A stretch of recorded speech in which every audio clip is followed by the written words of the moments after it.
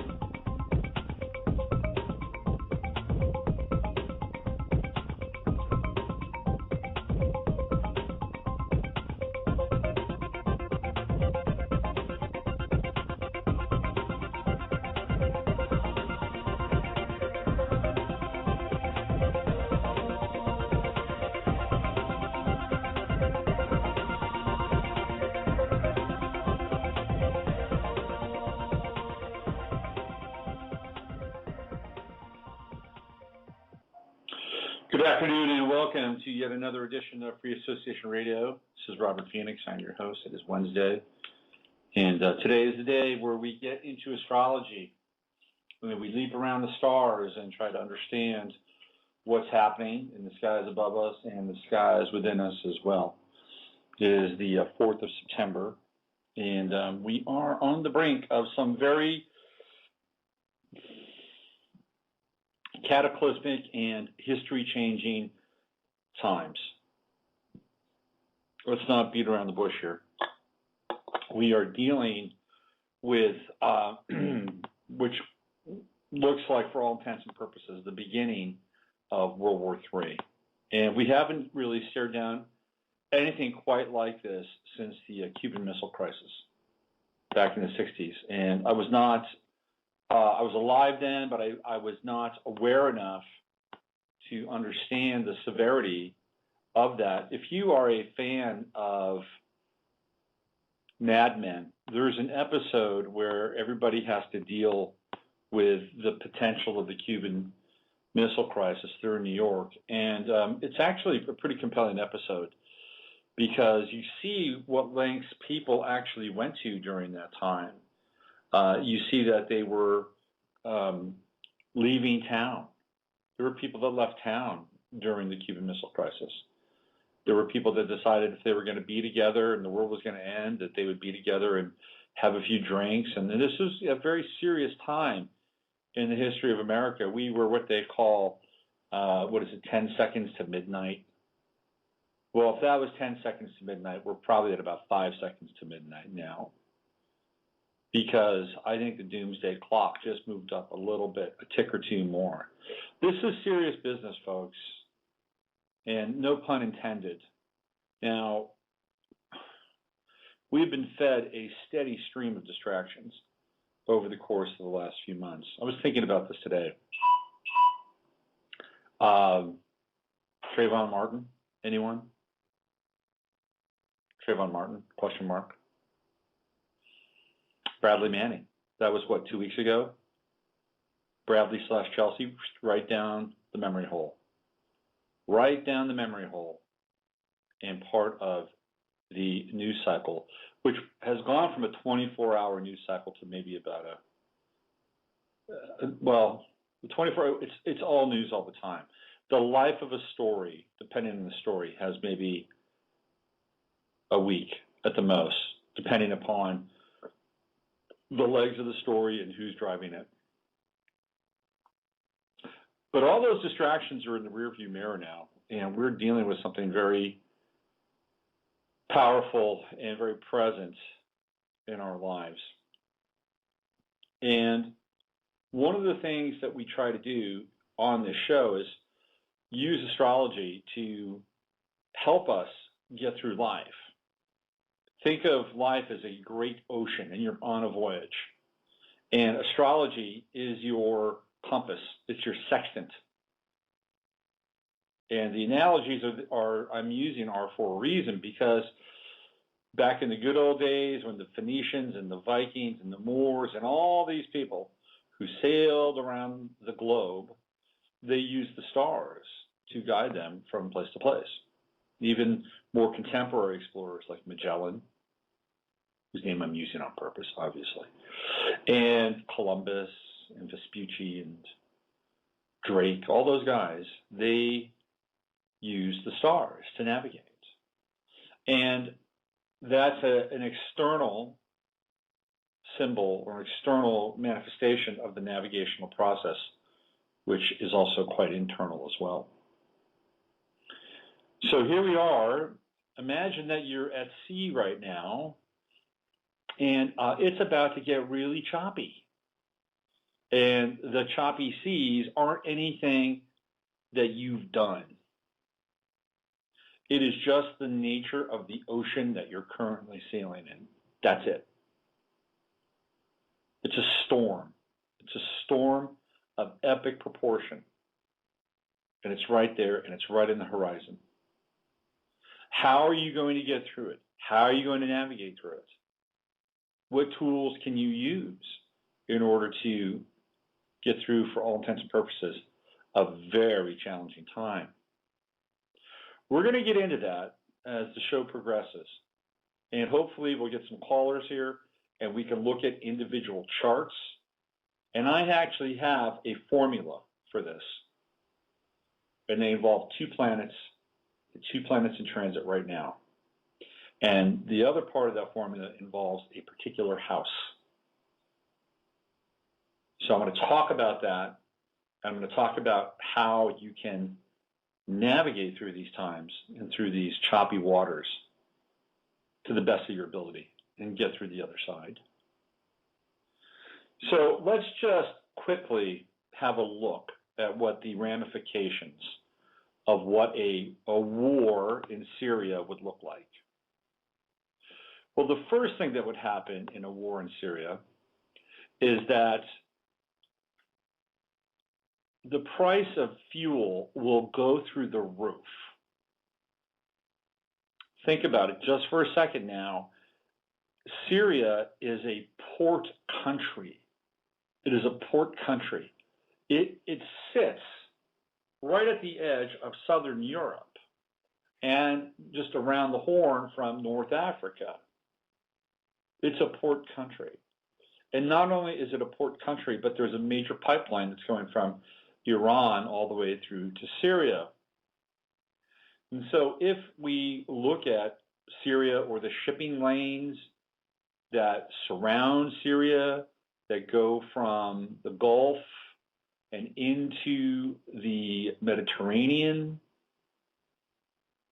this is a hot spot. This is a no man's land where, quite frankly, I'd be very surprised if ships will be allowed to go through. Because I'll tell you what Syria will do. Syria will attack the U.S. allies in that region.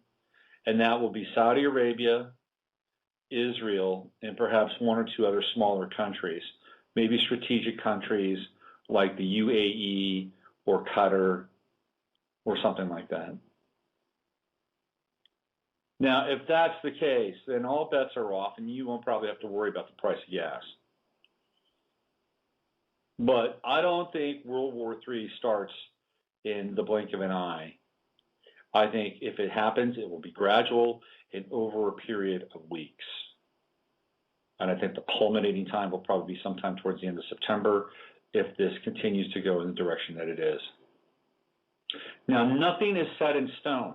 Even though these people have been planning for this for years, not weeks, not months, years, sometimes the best laid plans just go to hell in a handbasket for any number of reasons, some of which you and I will never know about.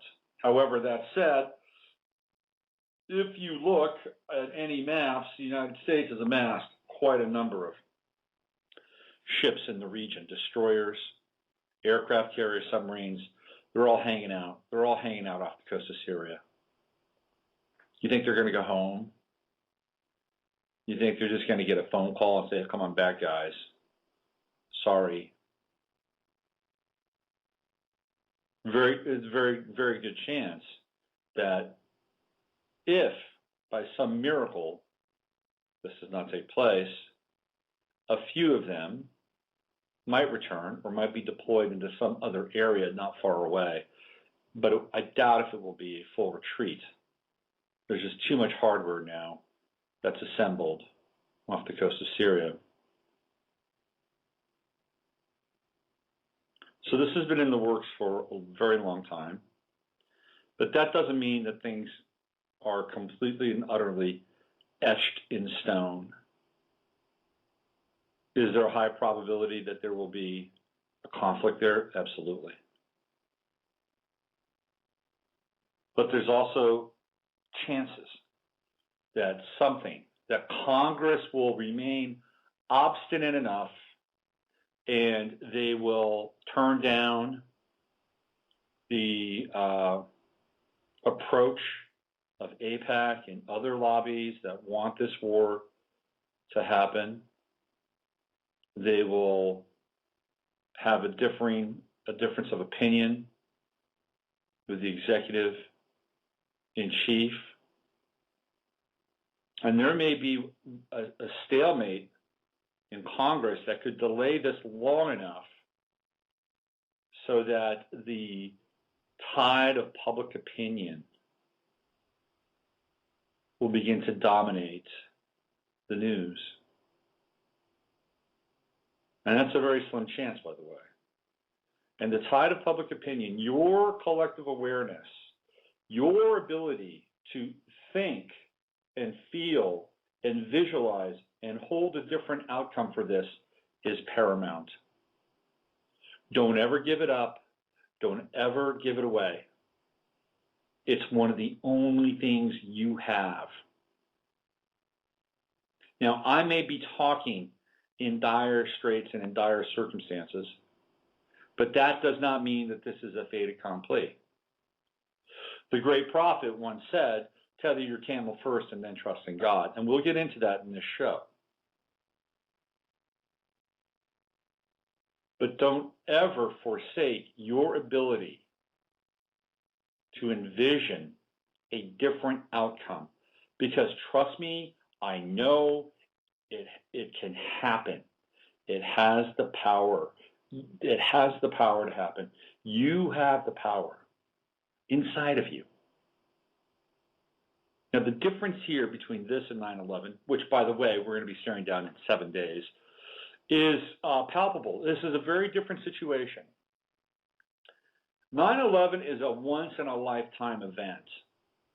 Now, the Sandy Hooks of the world, the Boston marathons of the world, these are all events that have grabbed our attention, but they didn't grab our souls. 9/11 grabbed people's souls. 9/11 was the defiling of this country's innocence. And people were not prepared for that. It caught them so off guard. Imagine something like this. You're walking down the street, having a great day. You had a nice little breakfast. You had the best cup of coffee, you've had in days. You had a good night's sleep. And you're on your way to work. The sun is out. Life couldn't be better. If you're married, you had great sex that morning. It's feeling really good. And you walk down the street, and in broad daylight, somebody jumps out from behind a car as you're walking to work and kicks you in the privates. If you're a man or woman, it doesn't really matter. It's still very painful. Kicks you in the privates, punches you in the larynx, takes a small switchblade, and then runs it and tries to cut you from ear to ear, but doesn't quite work, takes your wallet, takes your cell phone, takes everything that you have in your person, and then walks away. How would you feel? You'd feel shocked, number one. You'd feel violated, number two. Am I right? Now let's say somebody in that neighborhood, after about 2 weeks after you've gotten better, or at least you're on the mend somewhat, says, hey, we've had a series of crimes in this area. We want to start a neighborhood watch. And not only do we want to start a neighborhood watch, but we want to be able to pull aside anybody we want that we think is suspicious. And we want to go into any house that we can, because we think that that's where the bad people might be living. There's a pretty good chance that if that happened to you, or that happened to one of your loved ones, you'd rubber stamp that right away. That's what happened with 9/11. That's the equivalent of it. People were shocked, and people were willing to sign off on just about anything because of the severity of the event. But more than the severity, it was the psychological rupture of the United States as being invulnerable. Because for years, it had been the case for the most part. Now, we could talk about some other things like Waco or like Oklahoma City. We're having a very different discussion. But this is different than 9/11 because we have had well over, well, it's going to be 12 years now, next week, to deal with these kinds of things. And if you just go back in time and you look at what's happened since 9/11, it's been a crash course in desensitization. And you can start right after 9/11, Abu Ghraib, but looking at those images, everything that went along with that, and all the other stuff that's happened since then. People have become more and more desensitized to these events. And not only have they become desensitized, but they've become more aware and streetwise as to what's going on. You can go to any website right now, mainstream, alternative. The public opinion has firmly been stated here by the Vox Populi, and public opinion says, no, we don't want a war.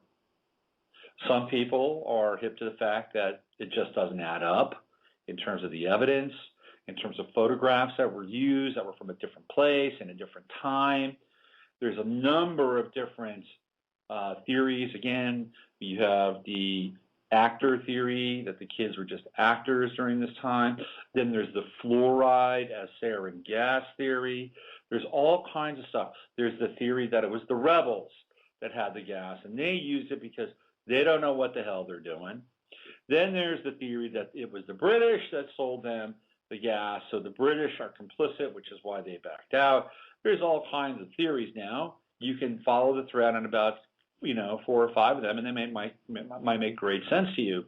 But the bottom line here is that people smell a rat, and the rat is what we're being told and what we're being prepared for as a result of this, and they're not buying it. Not buying it at all. Now, was it planned that Britain would not be a part of this? Possibly. Or possibly it was one of those random factors that show up every now and then to remind people that chaos, true chaos, not planned chaos, has a role in how we live our lives. So Britain is not there, NATO is not there. It is the United States, France, and blank. Now, in a perfect world, Obama would have had sign-off from the Brits. He would have had sign-off from NATO, because he's a guy that does not like to make direct decisions unless he's pushed into a corner. If you have watched anything about Obama and noticed anything about his managerial style, he is not a man of action. He is a man of reaction in many ways. He likes to get a feel for the consensus, and it's not because he wants to have a lot of different input, although maybe to some extent that might actually be part of the story, but it's more along the lines that he does not want to take responsibility. And so if he can hitch his wagon or lead from behind, which is a term that's been used by this administration, then all the better, because at that point, he's not the one that is in the line of fire. He's not the one that's taking the flak for the decisions that are made. Yeah, he talked about in 2012, I believe it was December of 2012, he talked about a red line in the sand, and that red line in the sand was chemical weapons. Well, just the other day, there was a reporter that asked him about that, the red line and chemical weapons. Does this mean that they've crossed it? And is this factoring into you doing what you're doing? And if you don't do anything, what happens to that red line? Because it seems like you're the one that drew that red line in the sand. So Obama basically said to the guy, I didn't draw the red line. The world drew the red line. These people drew the red line. These people drew the red line. The red line exists because it's a threat to our allies there, most importantly Israel. So now he can't even admit that he drew a red line in the sand. He's got to point to other people. And this is a troubling kind of lack of accountability. But it also indicates the type of decision-making process that goes into how he does things. And so what does he do now? He goes to John McCain. He goes to Lindsey Graham, two of the biggest hawks in this country. And the people on the right are supposed to, get behind these guys. And these are the guys that wanted to bring you the great immigration bill, the Gang of Eight or whoever they are. These are old school, good old boy, follow the money, corporate Republicans. They have absolutely zero interest in the American people unless their palms are crossed. Period. End of story. The Democrats are the same way, but these guys are the worst. I tell you, I'm not sure what makes me more angry. Liberals that believe that they're enlightened because they make progressive choices in their lives, and that everybody gets a ribbon, and that everybody's free to do whatever they want in the context of their subjective morality. And if you show them anything different, you're less enlightened and less intelligent than they are, number one. Or these fat cat Republicans who sit there and proclaim how American they are and, bleed red, white, and blue, while at the same time all they do is pony up to corporate interests and hide behind some kind of faux bullshit patriotism. I'm not sure which one is worse. But we're seeing an interesting marriage of the two, aren't we? And so that in and of itself should get our attention. Now, at this point, does it really matter what Congress wants or doesn't want? I don't know. Obama said it really doesn't. So then why go to Congress? Why do that? Why? Because it's all a show. That's why. It's all just a show. I've exhausted my ability to tap into the Congress and their ability to come back to me with a plan that clearly demonstrates that we will not tolerate this type of aggression from the Assad regime. And I'm putting President Assad and everyone else in that region on notice that we will do whatever it takes to curtail this type of aggression and tyranny in that region. That's what's coming. That is what's coming. That was my best, Obama. Anyway, let's shift the conversation now, and let's talk about astrology. Let's talk about how we can use astrology during a time like this. Okay, let's just go through the scenario. Let's say it does happen. Like I said, the first thing that will take place is the rise of the cost of fuel. You can book it right there. You can bank on it. Now, if I were a derivatives trader and I wanted oil to go over a certain barrel price, and by the way, if you notice with the price of oil, it is artificially inflated. Why? Because nobody's building anything anymore, at least certainly not in Europe. There's tons of excess oil around. You use oil in order to build things, right? You fuel the vehicles dig the earth, the vehicles move the product from place to place. Usually when demand is high, there's an increase in production. That's what happens. But when production is down, there's less of a demand, so the price theoretically should go down as well. Now, what will happen is that the price will be artificially stimulated. Well, it will be artificially stimulated. It will be stimulated by the fact that getting oil out of the Middle East is going to be a lot more difficult than it was before. Trust me on this. If you're a derivatives person and you bought into oil spiking over a set price 45 days ago, you're rubbing your hands together. This is your moment because you're about to hit your strike price. That's a big deal. There's going to be people making a lot of money off of oil soon, possibly gas as well. Now, if oil goes through the roof, what does that mean? I would assume at the very least that people will be paying at the very least $5 a gallon for gas across the country. That's my prediction, number one. If it continues to escalate, you'll see gas go to $6, $7 a gallon.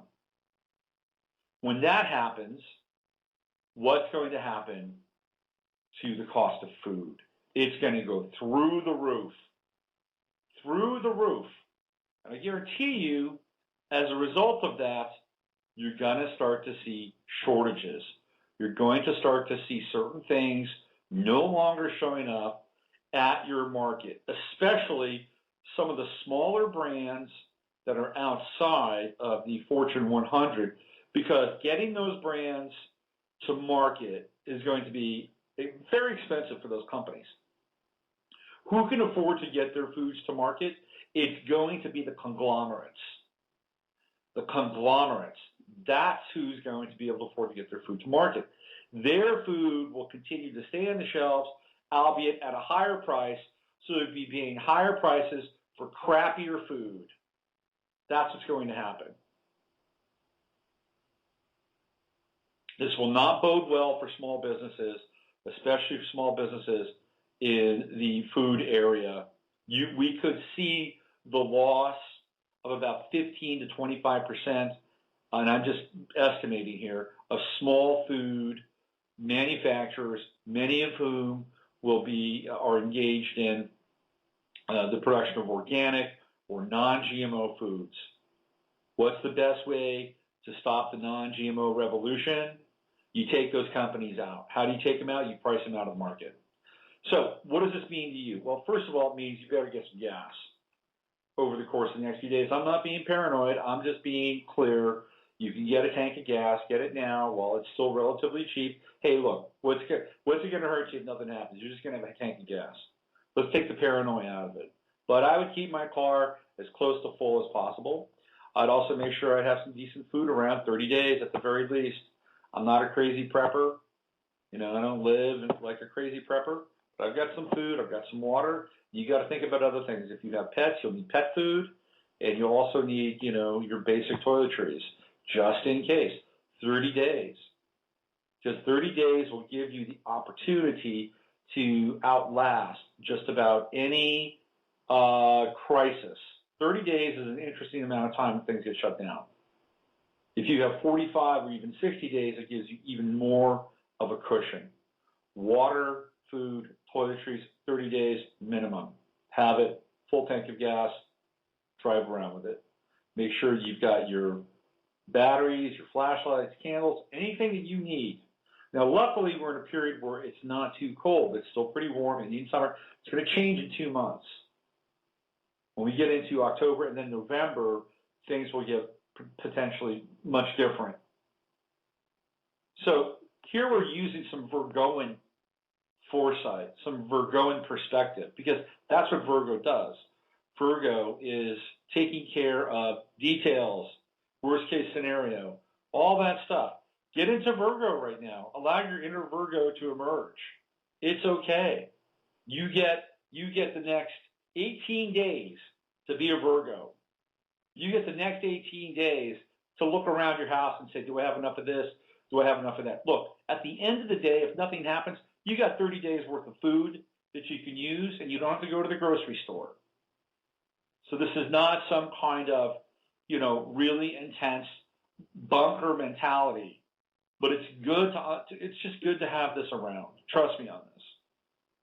And 30 days from now, who knows? Maybe Obama says something really dumb, and people say, you got to be kidding. And if anything happens, it is a completely egregious crime against humanity, and then it's on them. Well, it's already going to be on them. But you understand what I'm saying? You won't have to worry. You've got 30 days worth of food. But indulge yourself in the inner Virgo. Indulge. It's okay. It's okay to be like that now. Trust me. From one Virgo, I'm at the end of Virgo, I'm granting you the ability to tap into your inner Virgo. All right, why don't we do this? Why don't I play some music, and let's come back and let's get into the safety zones in your chart, how you can navigate chaos and tumult. And I will get into your own specific chart. I will help you. We're going to look at the general aspects, but I'm going to help each and every one of you. If you want it, you can call in. We'll look at your chart. I'm not omniscient. I can't see everything, but I'm a pretty good navigator, and we can navigate together. I can be your co-navigator. So let's play some music here. Let's play a little Toy Matinee, Last Plane Out. And when we come back, we'll get into the safe zones of your chart. This is Robert Phoenix. You're listening to Navigating the Astrological Matrix. Out.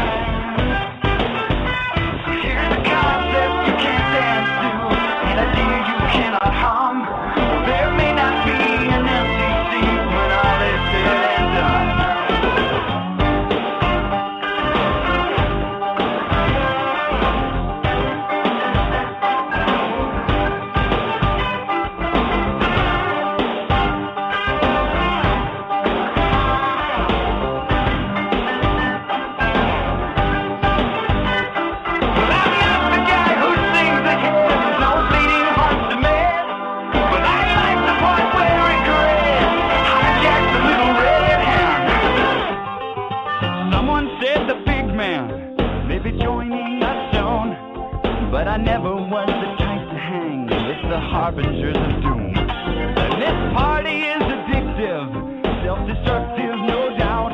So I hope that someone saves a seat for me on the last plane out.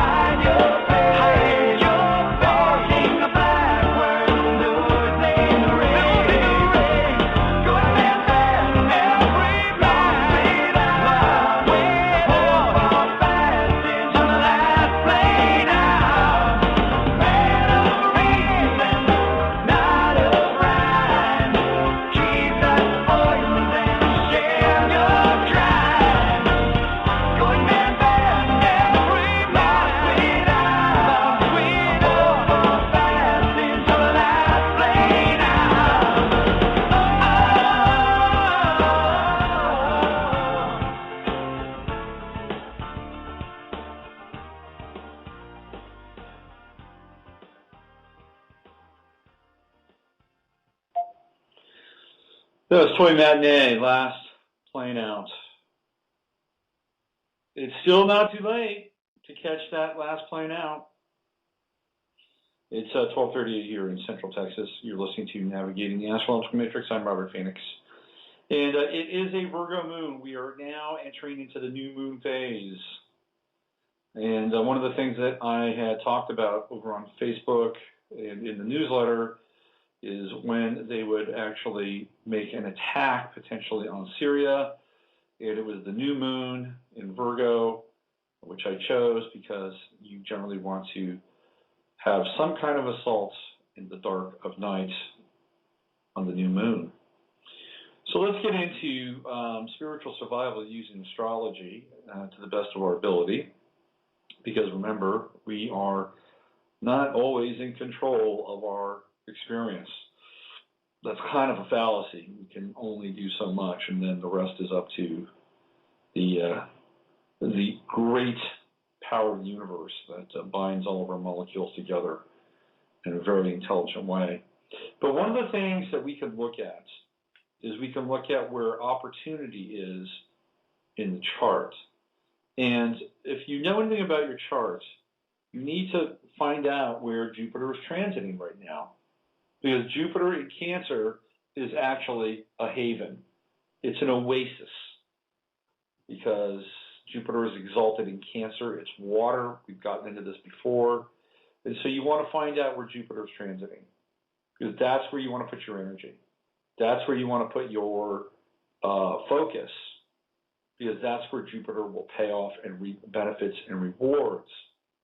So we'll look at that. And part of Jupiter in Cancer is everything that I've been talking about at the beginning of the show, which is taking care of your needs, taking care of your family, taking care of whatever it is in terms of items that you need and have to have in order to nurture your existence on this planet. It's very Jupiter in Cancer.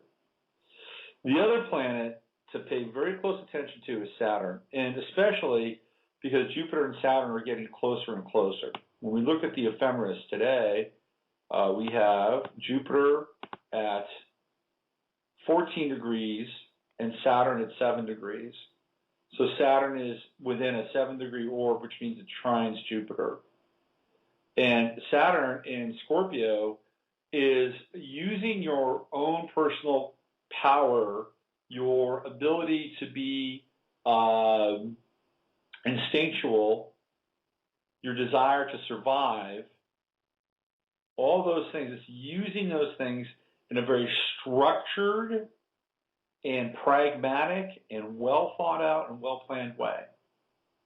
And here's where we have this confluence between planning, Saturn, and opportunity, Jupiter. So the two are working in conjunction. Well, they're not in conjunction, but they're working together. So you want to know where Saturn is going through your chart. You want to know where Jupiter is going through your chart. And then the third factor in all of this is your 12th house. Because in old school astrology, it is the house of fate. But in more modern versions of astrology, it is the house of retreat. We think of the 12th house as being the house where, madmen and saints hang out. Monasteries, temples, ashrams, insane asylums, hospitals, prisons. These are all aspects of the 12th house experience. But it also just simply means retreat. And retreat sometimes is a very, very valid strategy. So you also want to look at where, what's on the cusp of your 12th house and what's transiting through your 12th house. And those are just some basic and fundamental things that you can look at in terms of your chart and how to begin to use those energies. Jupiter in Scorpio is expansive, it's receptive, it is nurturing, and you want to find out where it's living in your chart. Jupiter in Cancer, Saturn in Scorpio is tough, it's resilient, it takes instinct, it takes sacral energy, and it creates form. And it has within its structure the desire to create legacy, continuity, the future. Because Saturn rules time. And if there's anything we know about Capricorn, it's always looking forward. It doesn't look back. Cancer looks back. Capricorn looks forward. So this is all about looking forward. So one of the things with Saturn and Scorpio, and again, depends on whatever house it's transiting through, so you need to stay in touch with your sacral energy. Very important. You can do that a lot of different ways. You can work out, you can do yoga, you can stretch, you can meditate, you can have great sex with your partner, whatever that thing is. But it's about staying down in your first and second chakras and then finding form around that and allowing that energy to contribute to your long-standing vision of how you want to be in this planet. That's where that's at. And then the 12th house is if things get hot, if you need to go somewhere, if you need to retreat, either internally or externally, how does that work? What does it look like? All right, let's try this out on a couple different charts here. We've got some people that are on hold. Let's go to the 614 line. Hello there. Hi, Robert. Hi, Robert. Who's this? This is Christina Jerzik. Oh, hey, Christina. Happy New Moon and Virgo Day. Thank you. You too. Yeah, what's going on? Oh, I was calling in because you were looking for some Virgos. I've got a Virgo moon. I'm looking for anybody right now. My lines are a little thin. Let's do a quick chart on you and all right. Get into this. So the whole idea is we're trying to understand what it is that we can do with our charts in order to not freak out and to stay centered and maybe even find some advantage with some of these planets and aspects that I've been talking about. So give me your birthday. It's February 14th, 1979. Okay. All right. So the Virgo moon must work out pretty well with an Aquarian sun in some ways. Well, a little obsessive compulsive, but yeah. What time were you born? 12:28 p.m. Okay. And where was that? In Columbus, Ohio. Okay.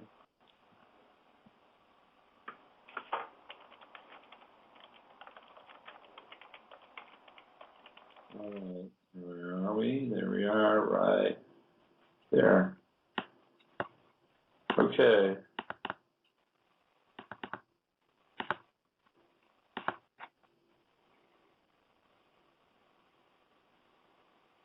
All right, so I've got you as Gemini rising, 14 degrees. Yep. Is that right? That's correct. Okay, and Virgo moon. So your moon is a few degrees off of my sun. Let's see. Okay, so your 12th house is big and wide.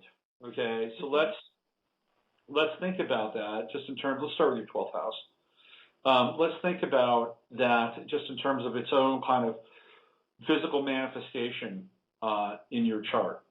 So big and wide to me, especially with Taurus on that 12th house cusp, is with Chiron as being really the guardian of the 12th house, is being, if you have to retreat, even if it's not in a time of crisis, retreat for you needs to be kind of twofold. One, your retreat needs to be really grounded, that you need to stay around land, you need to stay around resources, you need to stay around things that, make you feel like, you're still on the planet. But the other thing, too, is that you would not be a necessarily, I wouldn't say you wouldn't be a good back-to-lander, but you also need to have something that keeps you intellectually stimulated while you're in retreat mode. So anything that has to do with books, different types or forms of communication, it's all very important for you to stay stimulated while you go into some kind of retreat mode. And retreat isn't always easy for you, especially with that Chiron there on the 12th house cusp, because there seems to be, at least how I would read this, that if you were to retreat from the physical world with that Chiron in the 12th house, that sometimes or somehow you could feel like that would be permanent, and the way that I read this is, like if I were to read this from a past life perspective, I would say that this person had to leave their group at one point in time, whatever that group was, and they were never reunited with that group. That this would be kind of a life in exile, that this is what this Chiron in Taurus over in the 12th house would represent. And so one of the things that you would have to do is you would have to get over your fear of being separated from your tribe, or fear of being separated from the people that are important to you.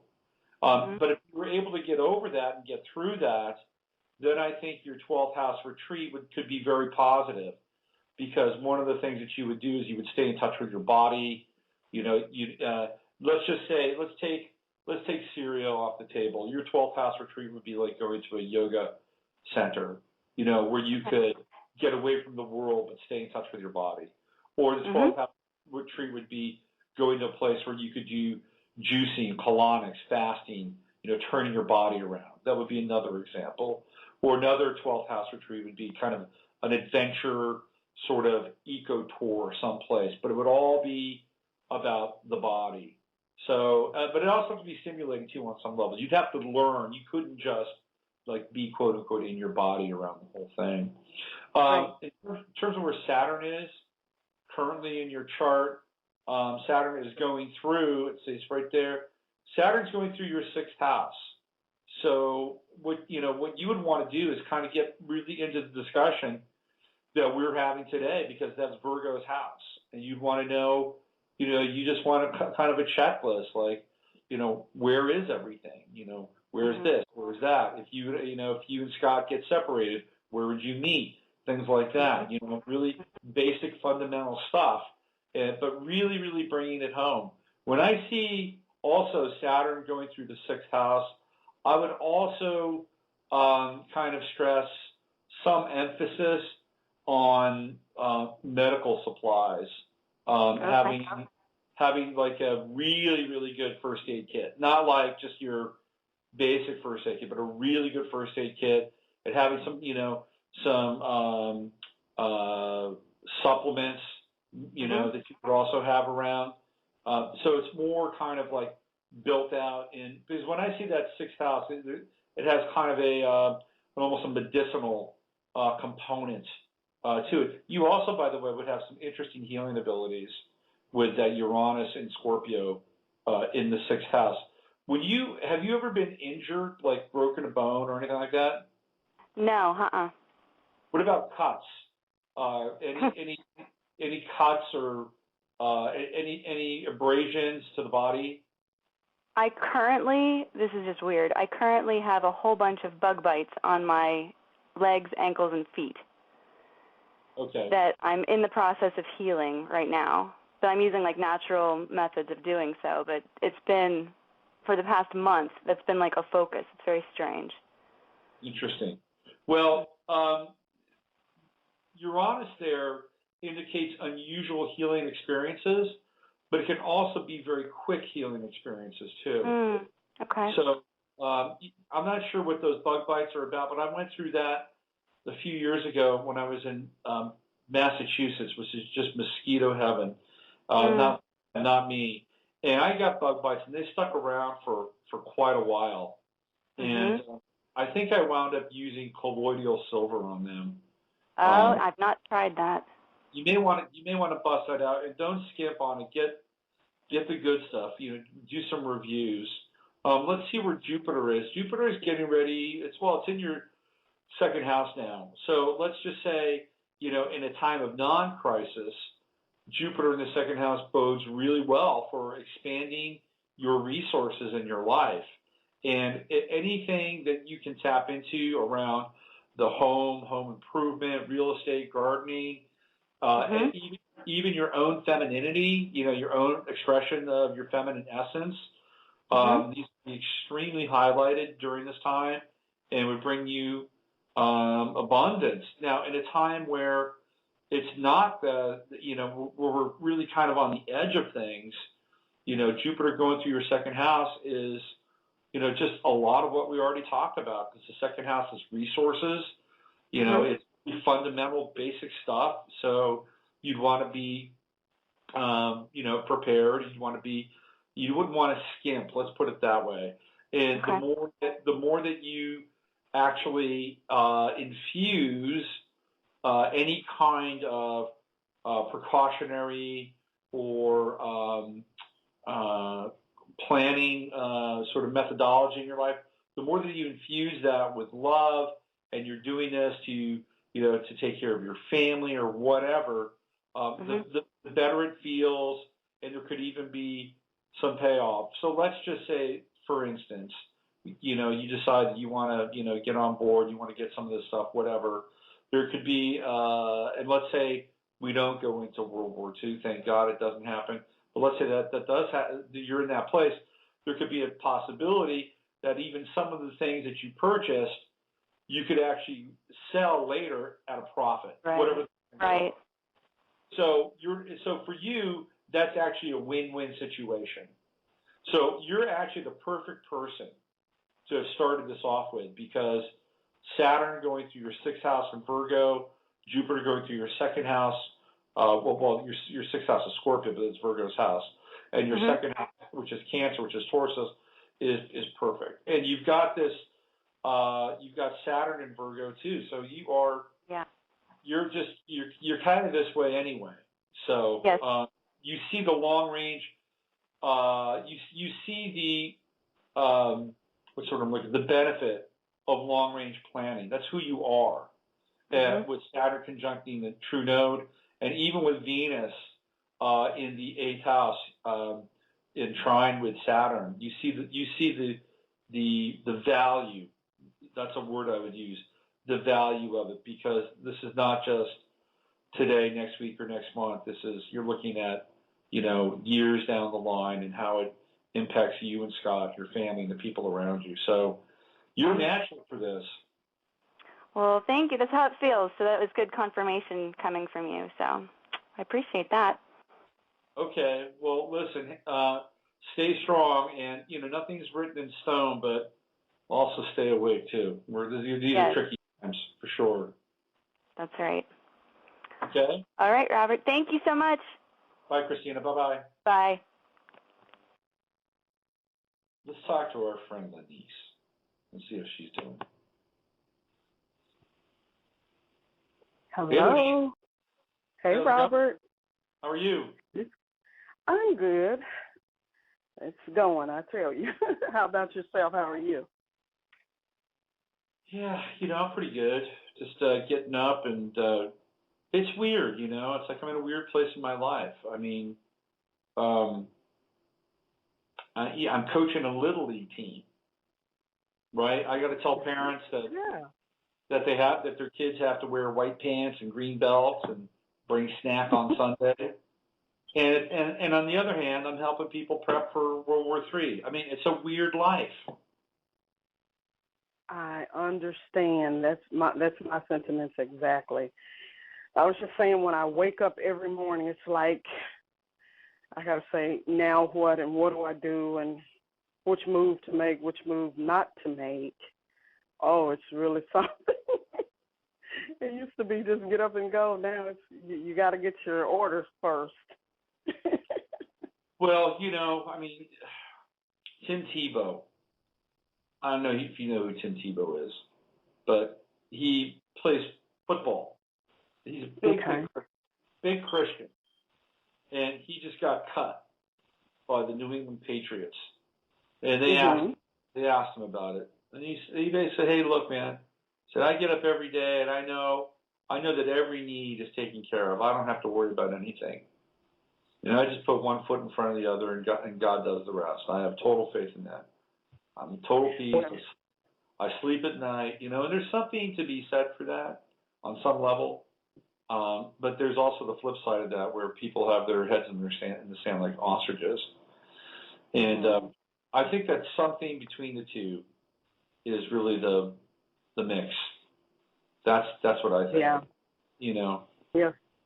So, you want me to look at your chart? Please do. July 5th. Hold on here.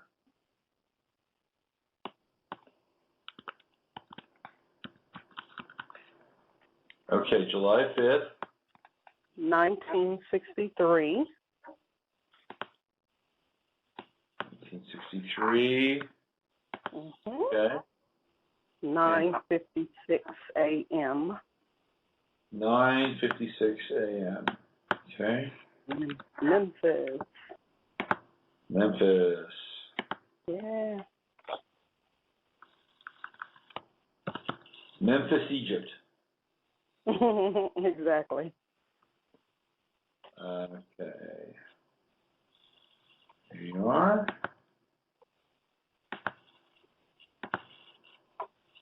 Memphis, Tennessee. All right. Okay, so let's go into that 12th house, because your 12th house is interesting to begin with.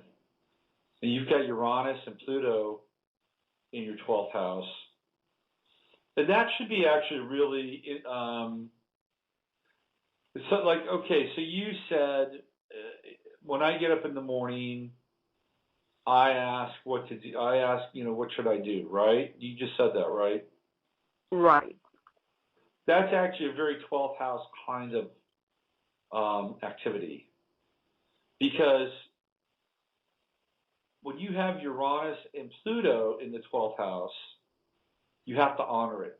You have to honor the 12th house, or the 12th house gets your attention in a very big way and shakes you up. It says, Lenise, pay attention.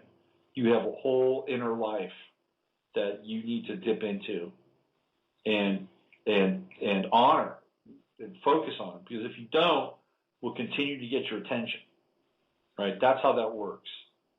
So when you get up in the morning, I think asking what to do is brilliant, because you're having a dialogue with your 12th house. What is the 12th house? The 12th house is soul. That's what it is. It's the house of the soul. And so you get up in the morning, and maybe take 5 minutes, you do your meditation or whatever, 10 minutes, and you just say, okay, I'm calm now. What do I need to do today? I'm not. That's what it's come to. What do I need to do? Now, the thing is that when you have such a strong 12th house, you need to pay attention to the answers. It's very important. Because when you have Uranus trining your moon in your chart, you could be given some kind of guidance or some kind of direction in a flash. And you need to pay attention to it. Because we have flashes of insight with Uranus trining the moon, flashes of emotional awareness, and cognition. With Uranus trining Mercury is rapid insight. Uranus trining the Moon is emotional cognition and knowing and trusting, because the Moon is instincts, right? Yeah. The moon is instincts. The Moon is intuition. The Moon is having hunches. And when it trines Uranus, you have to follow your instincts. You have to follow your hunches. And it's in Sagittarius, which means you kind of got to get out in front of people too sometimes.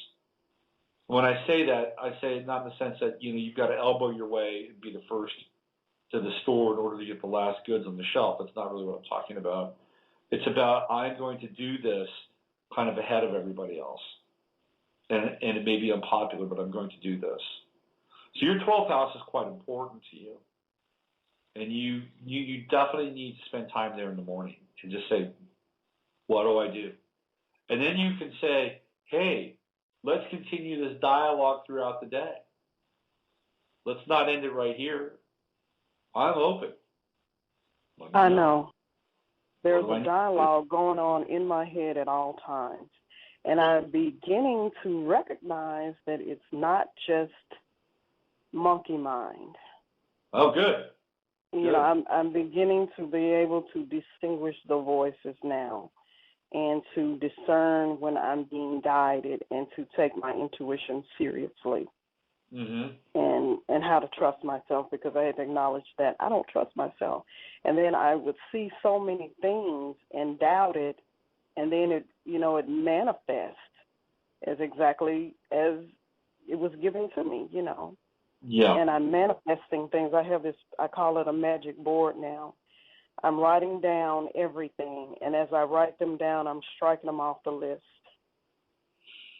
Good it's for like you. magic.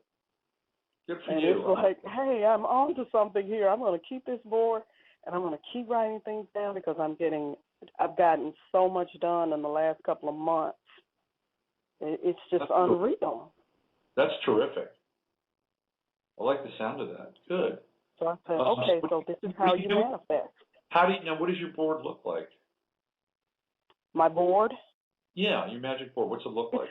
I got the dry erase board.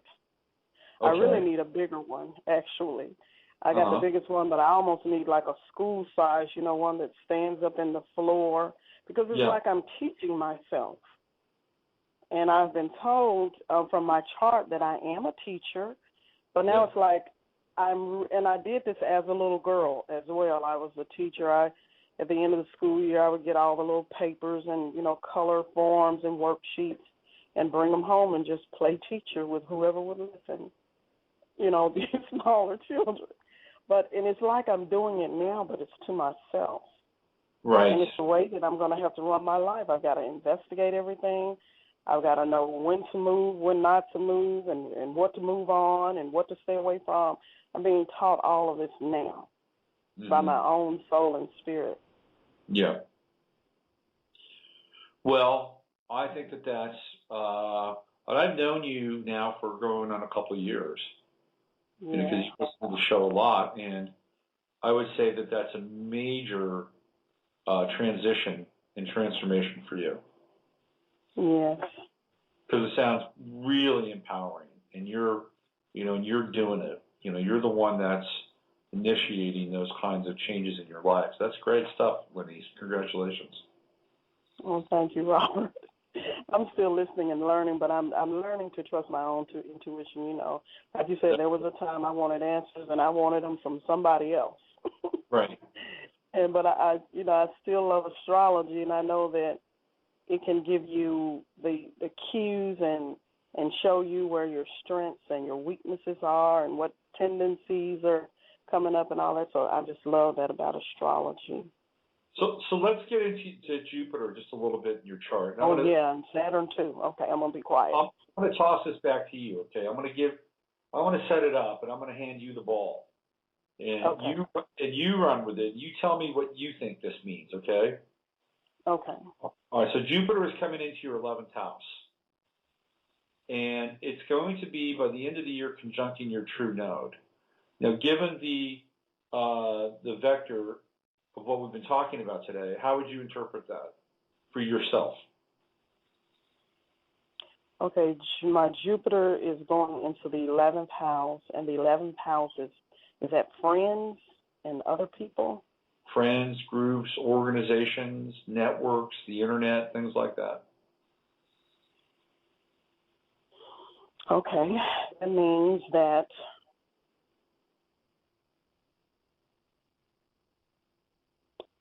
I think I may be getting prepared to be more out front with the Sagittarius part of it myself.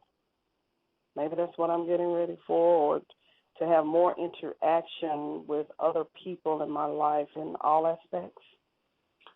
I think that's a good start because Jupiter, obviously ruled by Sagittarius, would reinforce that for sure.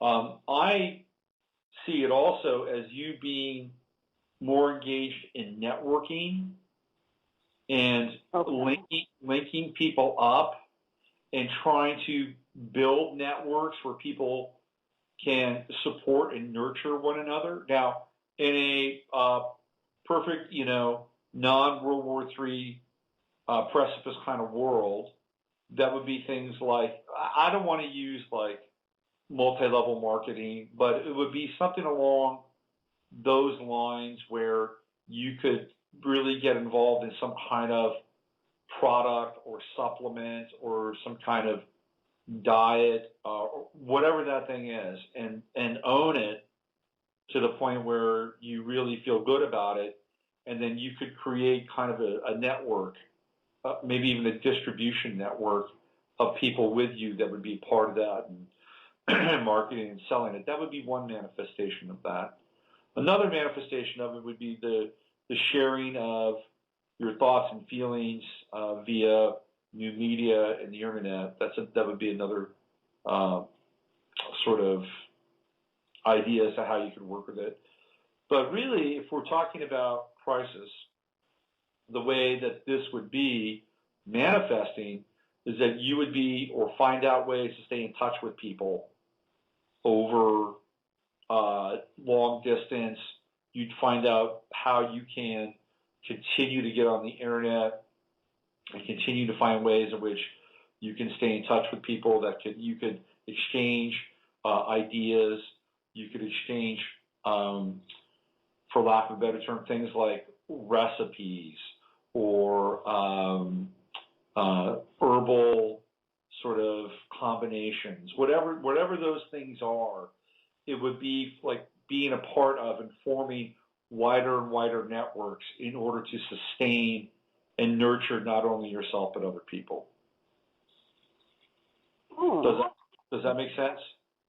Yeah, I'm touching on all of that. I'm looking at products again to promote health in a natural way.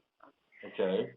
And like never before, because I dropped that because I had people calling me saying, well, what do you do for this? And what do you do for that? With physical conditions, and I haven't been with that, so now I'm kind of back on that. And I also want to express myself and do everything that you just said. And I've made a new web page for an idea because I'm trying to find out what my gifts are and how do I use them to tie it to my abundance to take care of myself as opposed to working and being stressed out. And I came up with an idea of something else that I did as a child. I was originally, my first desire for a career was to be a fashion designer, and I put that down. Or so I thought, but I just realized I had an epiphany of how I never put it down because what I do now is I dress dolls. Uh-huh. So, and I've just been constantly dressing these dolls, and I went down into my garage and I got all these baby clothes because I'm doing baby dolls now. Right. And I thought, well, if you're a fashion designer, you need to look like one. So now what I would like to do is create complete outfits and sell those. So I've made a Facebook page for it. So I'm getting started on that as well. So I'm doing that and putting that out there. And I'm also looking into holistic health and nutrition because I've got some issues again. Yeah. And I'm still not going on medication. So I kind of dropped the ball on that. But something tells me within my soul that there's an herb out there to cure what I need to resolve within myself. Yeah. And I have this idea that once I find that, and then I can, present it to other people. So I'm doing exactly what you just said, but the thing is I got to follow through. Right.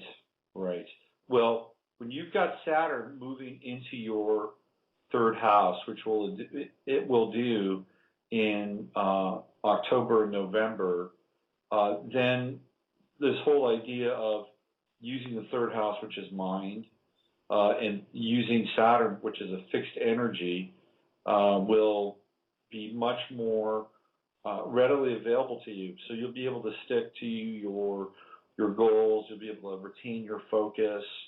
Also, you've had a very good run here with Saturn trining your natal moon. Your natal Mercury. So Saturn has been giving you some solidifying structures in terms of how you can be instinctive, how you can be psychic, how you can be intuitive, and learn how to trust those things. In a few weeks, Saturn's going to trine your Sun, and that is really tremendous. It's just as it hits your Neptune, which is in an exact trine with your Sun anyway. So I think that that's kind of a momentous time for you when Saturn crosses over Neptune and into your third house. It's really, to me, that's like a very practical, well thought out, detailed, structured concepts in terms of bolting down your visionary capacities, because that's what we're talking about here when it crosses Neptune. It's like having a spiritual vision, but having a spiritual vision in a way that's not far out. It's not airy fairy or flighty. It's really grounded, and then taking the steps to make that happen. So I see some really good things coming towards you, regardless of what's happening, quote unquote, in the world. You've got some great foundational stuff here. So I would say just continue to, be in this world and not of it. And it's a tricky thing to do, but that's where we all are right now. Yeah, exactly. Saying anything about relationships? Well, Had to throw that one in. I don't think you're going to get clear on a relationship until you have your Chiron return. And your Chiron return, let me just blast into the ephemeris and find out when that's going to be.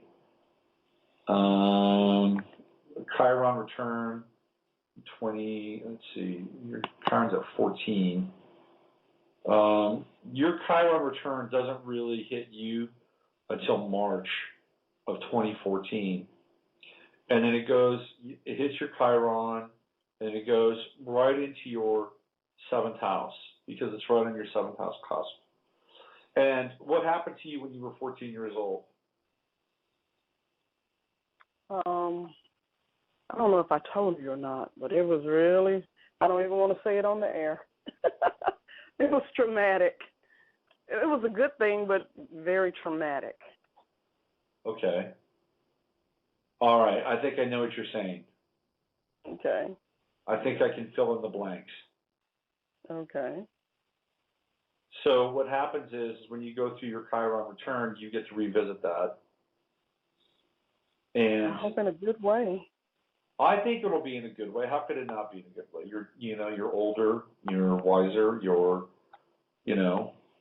more grounded. So you get to face your, because Chiron is the guardian of your 7th house, and you get to face your fear around intimacy, for one, and number 2, whether or not what you do or what you've done or what you did when you were 14 was really, quote unquote, a sin, right?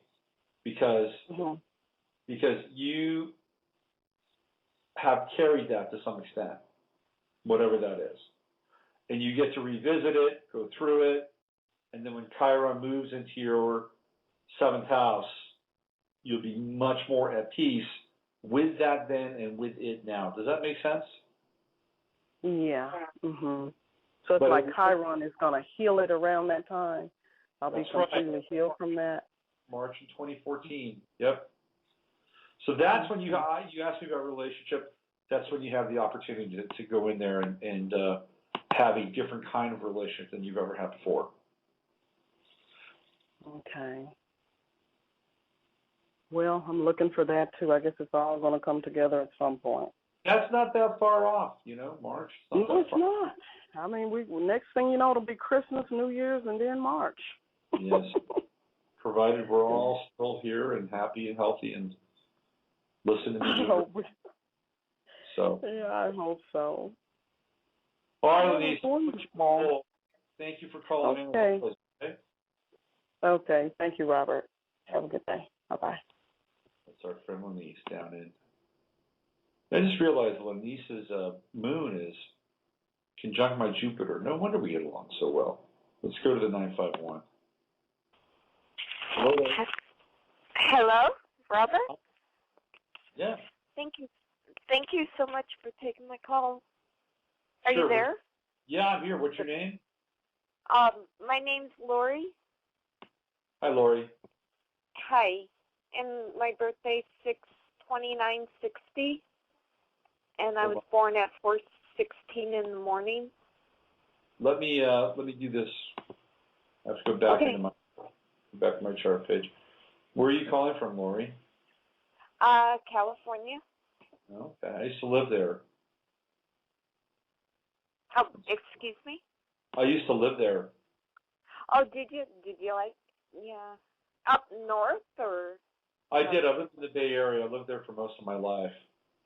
Oh, how nice. So I enjoyed it. Let's see, for the most part. Lori, okay, go ahead. Give me your info again, Lori.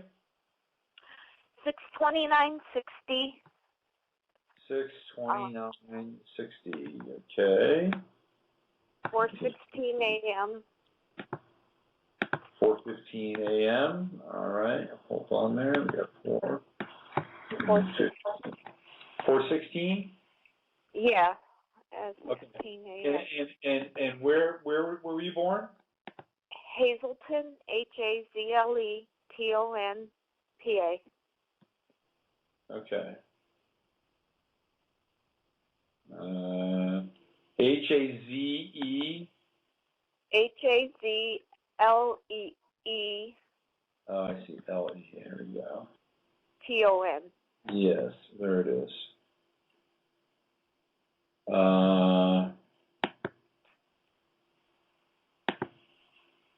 Okay, Hazelton. Yeah.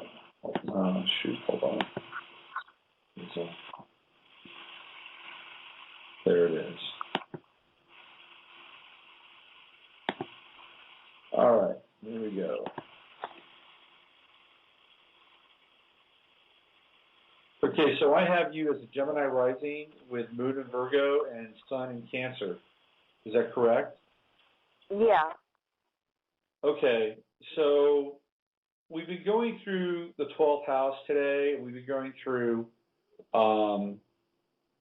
Jupiter and Saturn. Is this something that you want to continue to do, or do you want something else like this? Okay. So anything that would help in this situation or any advice. Yeah, sure. Okay. One of the things that stands out to me about your chart is you have a fantastic grand trine, Earth trine. Now, it's not completely Earth. You have Jupiter at 27 degrees Sagittarius, but it's in a close enough orb with Pluto and the Moon, and also Mars, Pluto, Moon, and Virgo, Mars, and Taurus. It's in a close enough alignment so it becomes part of that trine. And grand trines people that have grand trines tend to be very creative and dynamic, and it's something that they bring to this lifetime. And then you look at the modality of the trine. In this case, it's kind of an earth-fire trine, which is interesting. And you theoretically would gain the most benefits from the earth-fire trine through partners and anybody that you're in relationship with that helps you grow and nurture things in your life, because growing and nurturing are two very important components of your life. You have the fourth house, which is the house of Cancer. You have Pluto, Moon, and the true node there. So a lot of your identity, a lot of your focus, and a lot of your energy is down there in that fourth house. All Cancerian values with a Virgoan overlay, paying attention to details, all that stuff. And then we also have Mars and Taurus, which is part of this. And Mars is in its fall in Taurus. But Mars is a tricky planet for you because you've got it engaged in this Earth trine with the fire wing. And you will always be a person that gets whatever you need, okay? And it's because of Jupiter and Sagittarius. Now, you may not be rich, but you'll always have what you need, and it will come to you through partnerships. And so, excuse me, while you may have a bit of a conflicted Mars, because it does square your Mercury as well, it doesn't really matter in some ways. It's kind of like the universe has blessed you with a fail-safe in your life to get whatever it is that you need at any given time. Mars in the 12th house typically is looked upon as a malefic aspect, which means that it is negative, that it's, that it can be, a lot of times people in the past have talked about Mars in the 8th house as being a violent death and things like that, hidden enemies, and there is some truth to that, but it's not necessarily how I would interpret it. Mars in the 12th house is what I would call an almost eternal restlessness. And it is hard for somebody to retreat or to get away or to take time out for themselves with that Mars in the 12th house. There's always something grinding. There's always a sense that there is something else that needs to be done. Whatever, I can't do this right now because I need to do this. Or I don't know what it is I need to do, but I know I need to do something. And so there can be at times an inability to peel away from the world and not be able to drop down or be in a place where one can retreat. However, also with Mars in Taurus in the 12th house, in the face of violence and aggression, it is probably the best thing for you to do would be to retreat, would be to get out of the way.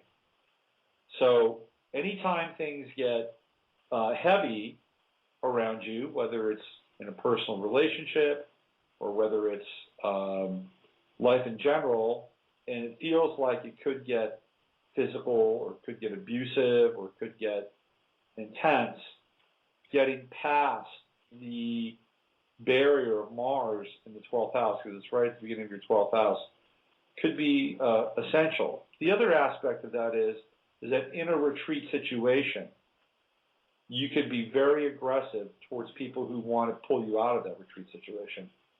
So that's another component of Mars. You would be very almost territorial about how you feel when you're by yourself or when you're with other people that are outside of day-to-day routines. You could be very territorial about that, like don't mess with us. A lot of times with Mars in the 12th house, especially in Taurus, this would be somebody who would have been a pioneer type in a past life. That they out on the prairie trail with the covered wagon. I like adventure. What's that? I said I like adventure. Yeah, that's what that Mars is like. It's like setting out towards the new land, breaking ground, pushing the boundaries of, kind of where the definable sort of lines of civilization are, because it's right at the beginning of the 12th house. You're moving away from, the other houses, the 10th and the 11th house, which is established sort of systems in society and all that stuff. So in terms of Jupiter, Jupiter is just in your second house. We've got a lot of Jupiter second house people here today. Jupiter's just coming into your second house. It's right at 14 degrees. It's actually in your second house. It's crossed over your Venus. And again, second house, Taurus, resources, values, things that have material worth, any kind of investing that you can do around second house issues. One of the things that you may want to think about is gardens. What kind of a garden would you like to have? Have you ever thought about a hydroponic garden? That could be quite interesting. Have you ever thought about, biodynamic gardening? But I get hydroponics. Do you know what hydroponics are? The water, like aquaponics? Like aquaponics, absolutely. Jupiter going through your second house could be a really interesting time for you to get into something like that. Now, again, I took gardening. Right now, I'm doing a gardening class at school. Oh, good. Yeah. That's perfect. Yeah. That is a Jupiter second house experience. So you may, say, hey, I'd like, maybe that's part of the curriculum, but you could raise your hand and say, hey, I'd like to explore some aquaponics here. Do you have any experience with this? And the teacher might say, hey, yeah, it sounds great. So I would certainly encourage that. Now, the cool thing is, if everything hangs together and everybody's happy, kumbaya, you've learned how to do aquaponics. Isn't that great? You could grow vegetables or fruits from water. How cool is that? So it's an investment in that part of your chart, regardless of, and you're right on it with that gardening and Jupiter transiting the second house. That's spot on. Now, in terms of Saturn, again, just like Christina, who called in earlier in the show, you've got Saturn moving into your sixth house. Now, right now, Saturn has just passed over Neptune. It's just entered into your sixth house. And whenever Saturn crosses over Neptune, people have a tendency to really think about who they are and where they're going with their life. Who am I? What's happening here? How many more years do I have left? How many more breaths do I have left? All that stuff. Exactly. Right? Exactly where my brain's been. Yeah. So now Saturn in your sixth house says, I've got work to do. I've got to roll up my sleeves. I've got to explore my purpose now. I must explore my purpose because that's the sixth house. It's purpose, and it's in the sign of Scorpio. So here we get into, service, helping people, but helping people in a way that is deep. It gets into their psyche. Sometimes it can relate to healing. Sometimes it can relate to things like very deep massage or, whatever that is in order to get people to kind of get back in touch with their own life force, which would be Scorpio. The other aspect and this is occasional depending on, what sort of experience people have. It could also be working with other people's money, doing financial planning.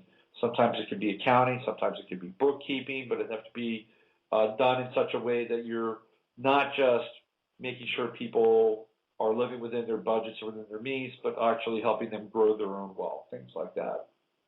So if you can focus on some of those things that I'm talking about, or whatever it is that is meaningful for you, this is that time. And Saturn will be in your sixth house for roughly 2.5 years. So you've got a really good run here to do this.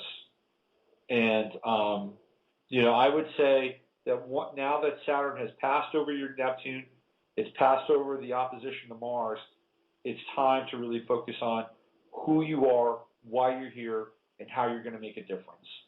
And whatever it is you choose to do, because it's in Scorpio, it will stick. It'll be something that will be very empowering for you. That's encouraging. Okay? Thank you. Yeah, thank you. Yeah. That's about where I'm at. Where my mind's thinking. Exactly where my mind's at. I'm like focused right on that subject. All right. Well, get into some aquaponics. You never know how the two coincide, okay? Yeah, and also, like, you're telling me, like, how the way I'm looking at my life and perceiving it, like, proceed Never mind. You understand. I do. Yeah. Yeah, it's like, what am I gonna do? I'm getting older. Da da da da da. Yep. So, Yeah, no matter how old you are, you're never too old to help people. And when Saturn goes through your sixth house, that's what you're being asked to do. You're being asked to find some level of service that you can engage in, that makes people's lives better. And so when it's in Scorpio, there is a regenerative and rehabilitative component to that. So don't be afraid to find ways to alleviate other people's suffering. Okay? Okay, thank you very much, Robert. And I enjoy your show a lot. Thanks, Lori. Thanks for calling in. Take care. Bye-bye. Okay, bye-bye. All right. Let's go to the 520. Hello there. Hello. Thank you for taking my call. I was just wondering, curious about my chart. I'm born April 22nd, 1966 at 2:36 a.m. My name is Christina. All right. And how are you today? I'm good, Christina. Thanks for asking. Let's see what we got here. Christina. And April 22nd, year of the fire dragon. Yow. Is that good or bad? Well, if you're in America, it's good. If you're in China, not so good. Let's see. What time are you born again? I'm sorry? 2:36 a.m. Yeah, in China, if you have a daughter that's born in the year of the fire dragon, back in the old days, they drown her. Oh, wow. Yeah. Well, I'm glad I'm not in China. Yeah, for sure. And where were you born? I'm from Tucson, Arizona. That's where you were born? Pardon me? You were born there? Yes. All right. And I'm still here. All right. I like Tucson. It's one of my favorite places. Okay, there you go. Sun in Taurus, 1 degree. Congratulations. You are not at the analytic degree of Aries, which would have been very challenging based on the year of your birth. But you made it over to Taurus, 1 degree, you're in. Moon in Taurus, 19 degrees, and then your ascendant is Aquarius. Now, how much do you know about your chart?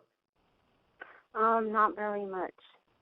Okay, you have what's called a mystic rectangle, and what's interesting about your mystic rectangle is that it doesn't have a whole lot of other components with the exception of the mystic rectangle itself. So if you were to look at your chart, it looks, there is the form of a rectangle, and the mystic rectangle always on the outside is blue lines, and those blue lines represent sextiles and trines. And on the inside, there are red lines which form a cross, and those are oppositions.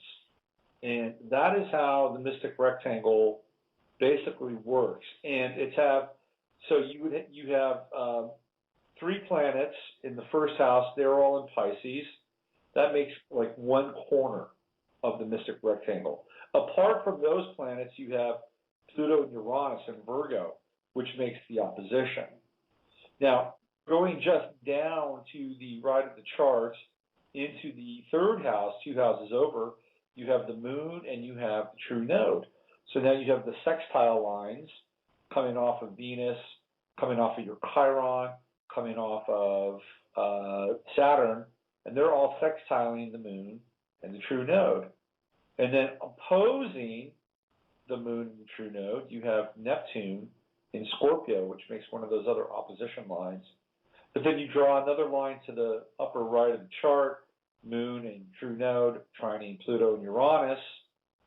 So you have that as a trine, Pluto and Uranus sextiling Neptune. That's pretty much generational. And then Neptune coming down in a trine with Venus, Chiron, and Saturn.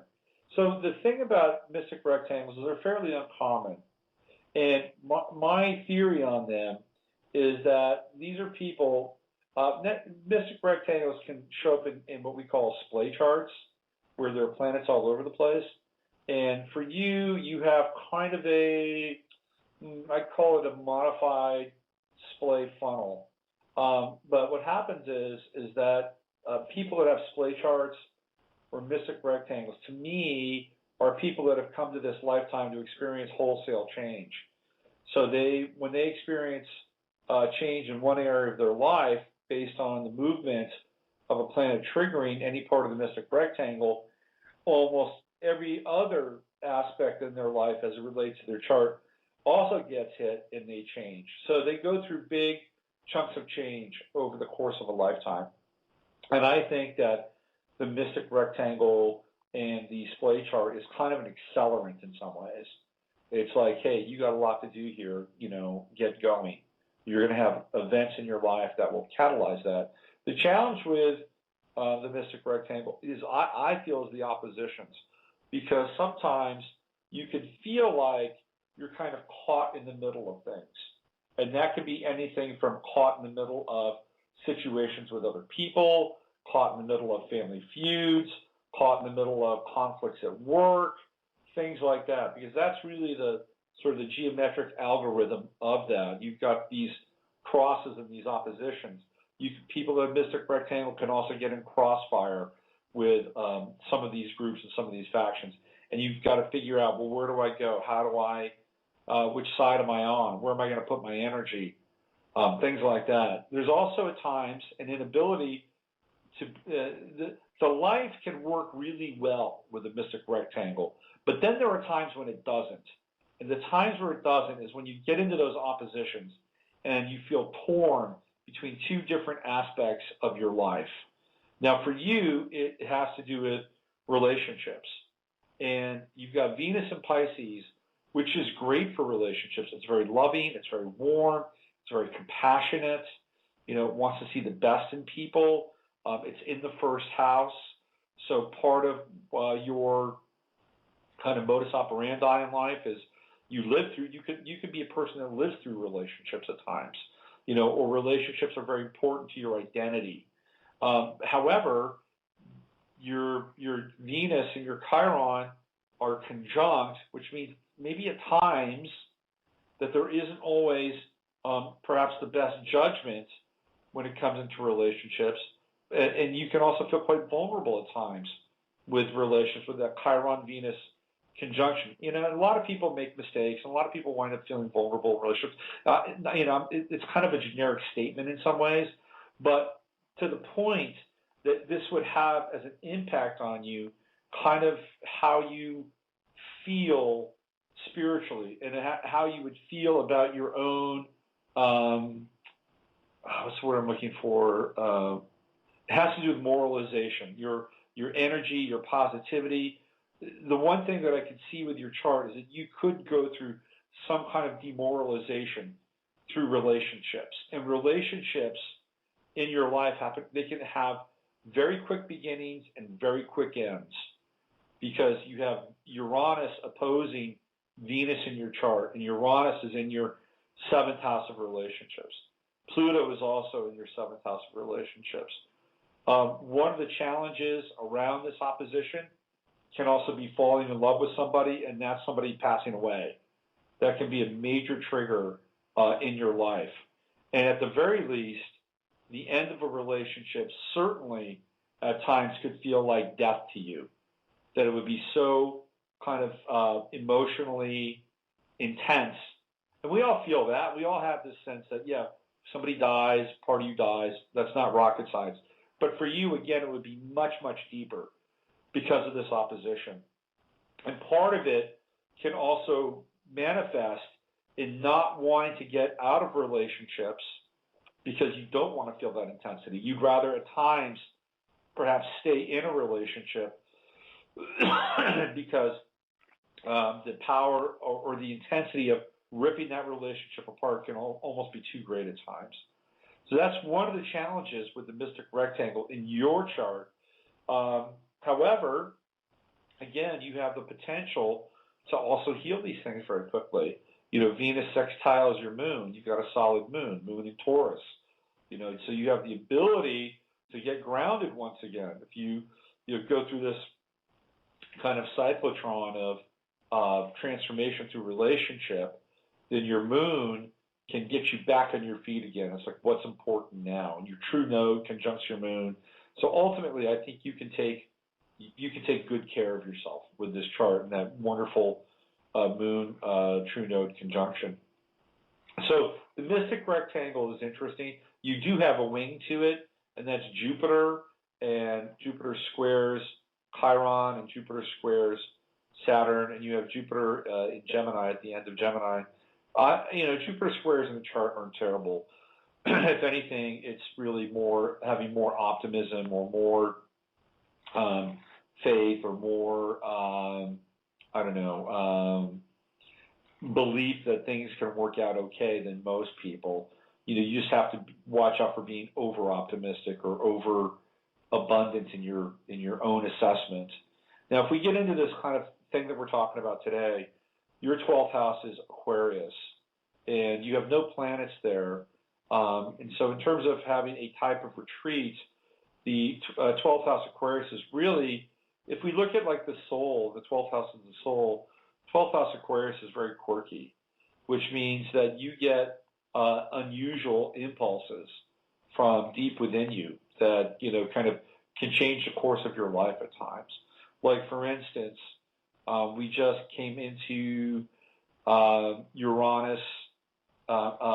Neptune in Pisces, which is now in your first house, by the way. But if you go back about 10 years, Neptune was in your 12th house, and that might have been an interesting, strange, and confusing time for you, and having all kinds of influences in terms of how you view the world or how others view you viewing the world. Very unusual kind of, idea of how the universe works and what God is and all that stuff. So in terms of retreat, the type of retreat that would be good for you is a way for you to kind of really get outside of mainstream culture and see, quote unquote, the other side, or to see alternatives about how to live life for the future, right? So you'd be really interested in, what the future holds for society or the world or for yourself. So the 12th house retreat in your chart is not about getting out of this world, but it's also, it could be about that, but it's also trying to reconfigure what this world is like and how it could be a much better world or a much more interesting world, or a world that has more hope, more promise, some of that based on technology. And if you just look at it from, plain and simple, if you wanted to get away, make sure that you have, a solar converter and all these really cool little gadgets that, would make your life a little bit easier. Jupiter going through your 5th house right now in Cancer, that's actually a really great time to open your heart. Anything that you can do with kids right now would be really highlighted, whether they're your kids or somebody else's kids or grandkids or whatever that is. Bringing kids into your life, bringing kids into your family, bringing kids into your home, bringing, this youthful, familial energy could be very good for you. And not only that, but you would be good for them as well. So you could really have a sense of being a mom or a grandma or whatever that is in your life right now. That energy is really highlighted. And there's a nice reciprocation between being fed by younger people that would like to, that need some guidance, that need some love, that need some nurturing, and also kind of a validation of you and how that, looks and works and feels for you. There's also a sense of art, kind of an artistic and creative and a passionate rekindling in your own life with Jupiter going through the 5th house. So in terms of planning, don't forget the kids. Don't leave the kids behind. Saturn going through your 9th house is very important for you in general, because when Saturn gets up that high, it's getting ready to eventually move into your 10th house. So you're hitting a peak with Saturn as it goes towards the midheaven. And at the end of the year, you're going to have a Saturn-Neptune conjunction opposing your moon. And this could represent a couple of different things. One, it could represent having to make a choice between the home that you're living in and a home in another place, perhaps abroad, in another country. But it also, is your mother still alive? No. Okay. It would also have to do with this whole concept of mothers and mothering in your life. There could be some demands that will be placed on you which take you out of your comfort zone around your home, around your sort of identity, around being a nurturer and caring for other people. This could also have to do, in some ways, with going back to school and learning something that you can take into your 10th house and apply. Because when Saturn moves closer to your 10th house, and this is in probably about 15 months, there's going to be more of a calling on your part to share information, be a teacher, and teach people what you've learned. And part of what you've learned is what's going to be going on right now through your 9th house when Saturn goes through Scorpio. So this is actually a really good time for you, and you want to learn a lot. You want to soak up knowledge. You want to see the big picture, but you're going to have a point in time, and that's coming.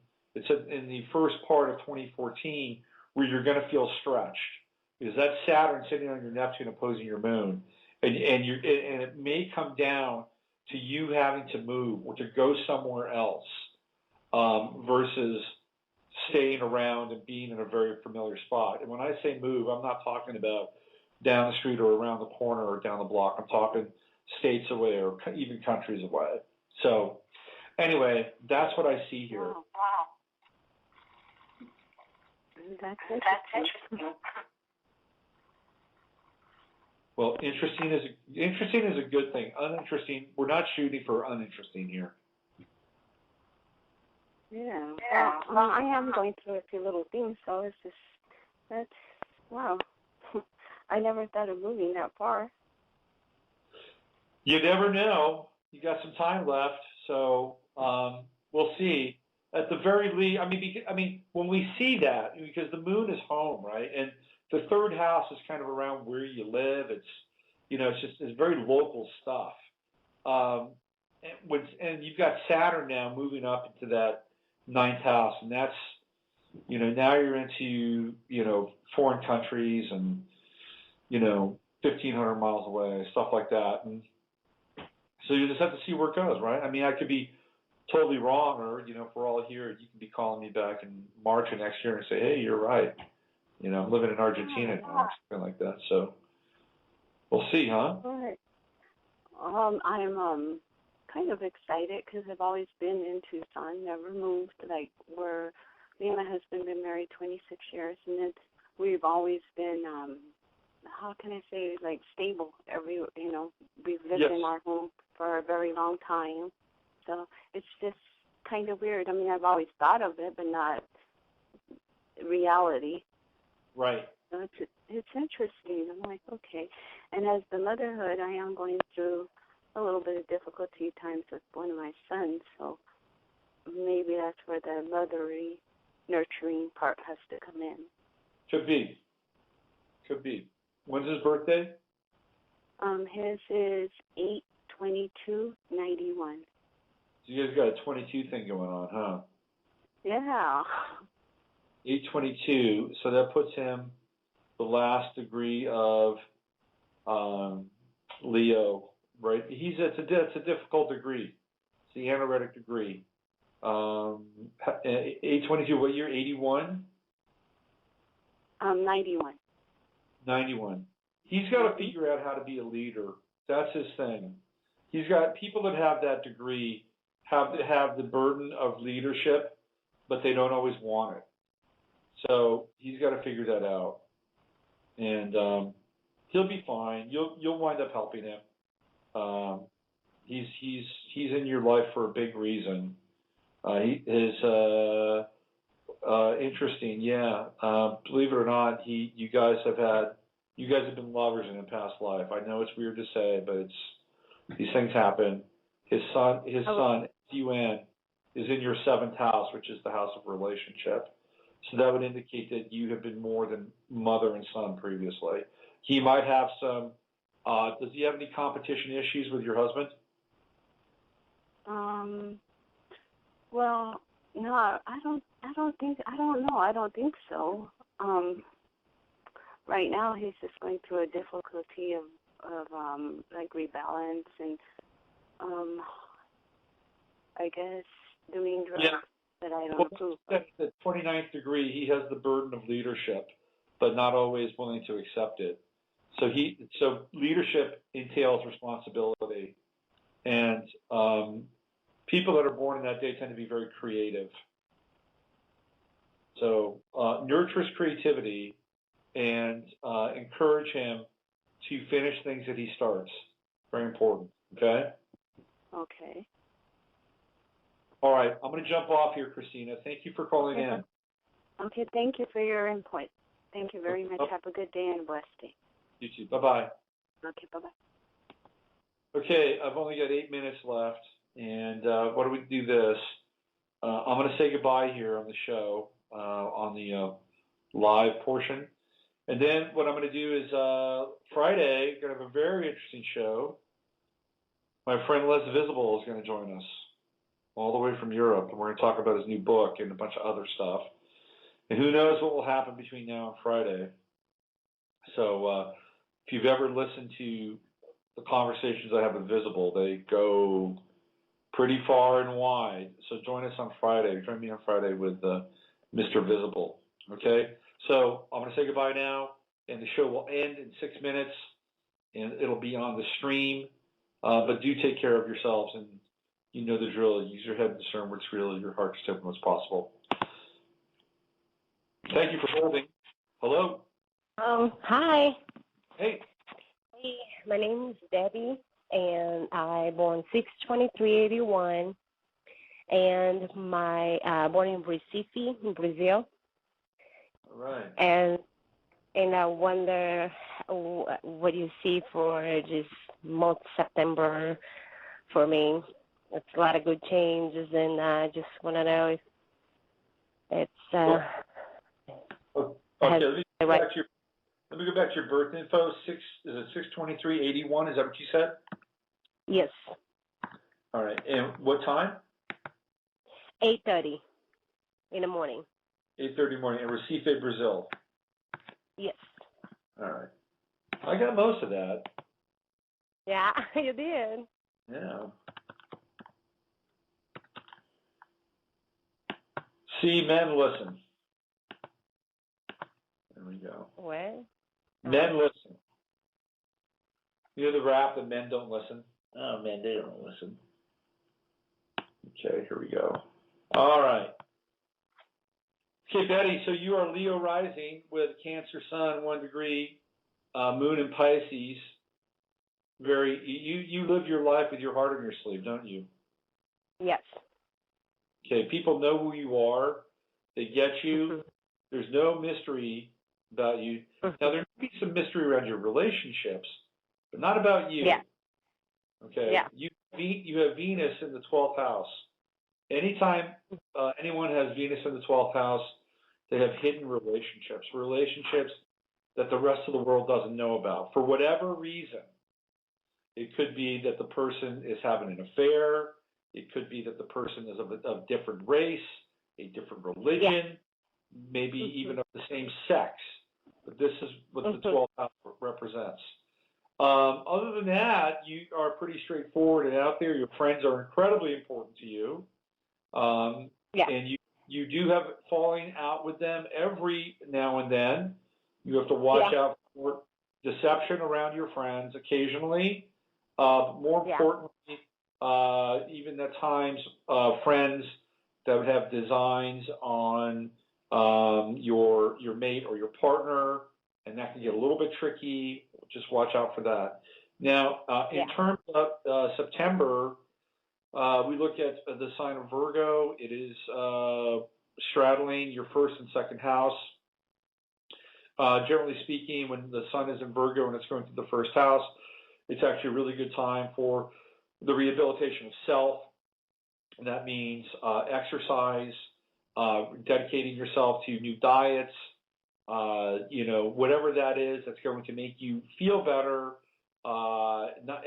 actually get better, not feel better. That's a real highlight for you at this time of year. Okay. We also see your Chiron is right up there at the tip of your midheaven at 20 degrees. Can I ask you a personal question? Yes. Okay. Is it important for you to like if you are on a beach, right? Okay. Is it Yeah. important for you to look good on that beach? Yeah. Okay. Yeah. Okay. That's like your Chiron in the midheaven. And so you really spend time in making sure that you look good in public, right? I would say that for you, that could actually be translated into helping other people look good in public. So if you've ever thought about being a personal trainer or a, I don't know, like a consultant, a healer, anything that makes the body look and feel better, you would be very good at. So you could actually get paid to keep yourself in shape while also helping other people stay in shape as well. And you have Jupiter in the second house, which is Taurus's house. You have it at 1 degree. You have Saturn there. So that's, again, that's the body, that's Taurus. Excuse me, working with other people and working in a relationship could also be very fruitful and beneficial for you. You would really, any kind of partnership, like if you wanted to get into some sort of, what's the word I'm looking for? Identity consultant or shape consultant or, trainer. If you could work with somebody on the other end who maybe does like, holistic and healthy cosmetics or whatever. Now you're like, I am in school for esthetician. Yeah. So, but I graduated in November. But this month, actually, I got divorced. I got separated, and this month I'm moving I'm moving today to my new place. So, that's a it's new a lot start. of changing. That's the first house. That's a whole new, getting better kind of thing with the first house. That's good. That's really good. What's your employment situation like? Is graduate and get a good job, and but it's still scary because it's everything new changes. It's difficult. I mean, at the same time, I'm so happy. I never feel like I'm doing the right thing like that. So I hope I'm doing the right thing. So just hoping he'd be okay too. I mean, he was until he still really me leaving, but he still acts like he's cool, but I know he's not. So, but I feel this is right. So it's time. You'll be fine. Trust me, you'll be good. And when October rolls around and the sun comes into your second house, and it hits your Jupiter and it hits your Saturn, great opportunity in terms of work. So don't worry about it. Okay, I'm just so worried. That's right. I'm so worried about money. If I can't really do what I'm planning to. I have all the tools to do, but at the same time, long time, I don't support my own self. But I trust on myself, and I know I can do it. So, just love to hear from you. No, you'll be fine. Just go with the changes. And like I said, Jupiter, Saturn conjunction, right around the 23rd, 24th of October, very strong opportunity. And don't sleep on it. And certainly don't doubt or second guess yourself as a result of anything that comes into your life at that point in time. Because you got a square going on with Sun and Mercury. So just stay open, do what you do. And look for that first week of October to be a time where you can really get grounded and work on whatever you're doing. Fresh opportunity, calling in your contacts, and then you're off and running. You'll make some money in October. Don't worry about it. Excellent. Well, thank you. Next month, because I'm taking him to court, I will get a full consultation with you. I did before, and I love it, and I'm going to contact you back to have, you know, kids. We still have course, you know, that kind of stuff. I kind of want to know how's going to happen. So I will contact you soon. Okay. Well, you take good care, okay? Thank you so much, Robert. Bye. Bye-bye. All right. I knew who that was. Her name was not Betty. One more. Here we go. Sandra. Hello, Sandra. Oh, hi. How are you? I'm good. Thank you for holding. Oh, thank you for taking my call. That's great. Sure. So what's happening? What's happening? Well, not a whole lot of anything. And I'd just like to see if you had any insight as to work or legal action.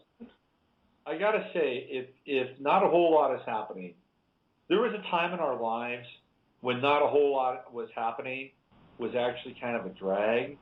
But I think now, not a whole lot is happening can actually be a good thing. Well, it's not really good stuff, really. I was just trying to put a positive perspective on that. Well, thank you.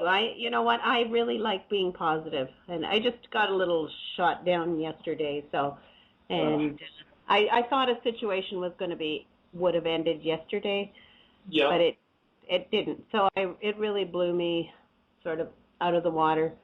And anyway, it just means I'm going back to court again. So. All right. Let's look at when's your birthday? July 31st to 55. All right. July 31st.